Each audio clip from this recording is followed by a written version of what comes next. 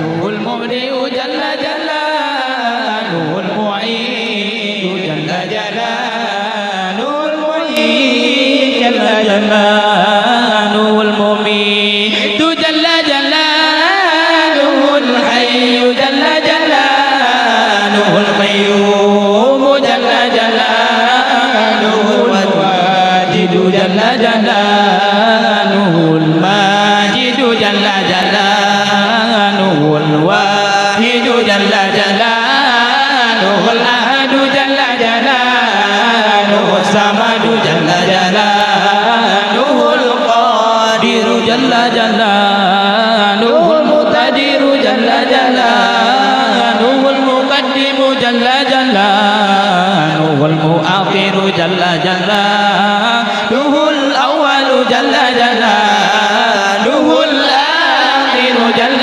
جلاله الظاهر جل جلاله الباطن جل جلاله الوالي جل جلاله العالي جل جلاله البر جل جلاله التواب جل جلاله المنتقم جل جلاله الغفور جل جلاله الرؤوف جل جلاله المالك الملك جل جلاله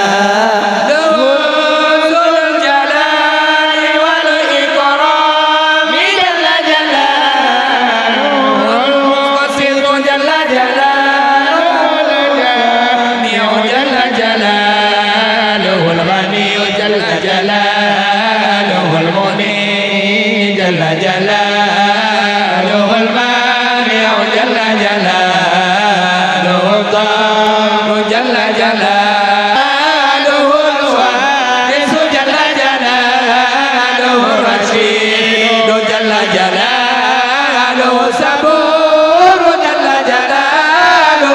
لله رب العالمين وحسبي الله ونعم الوكيل ولا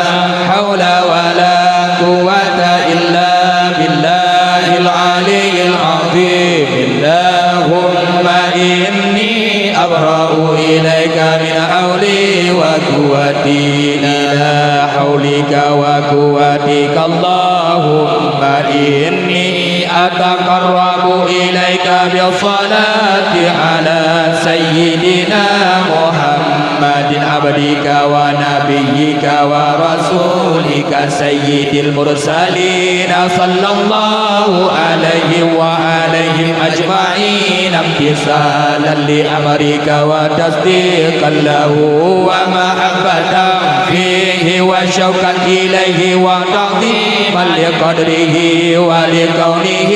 صلى الله عليه وسلم صلى الله عليه وسلم على لذلك فتقبلها مني بفضلك واجعلني من عبادك الصالحين ووفقني لقراءتها على الدوام بجاهه إنك وصلى الله على سيدنا محمد وآله وصحبه أجمعين اللهم إني نويت بالصلاة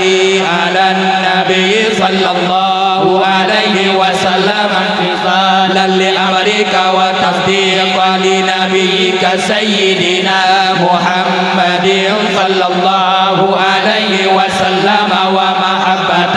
فيه وشوقا إليه وتعظيما لقدره ولكونه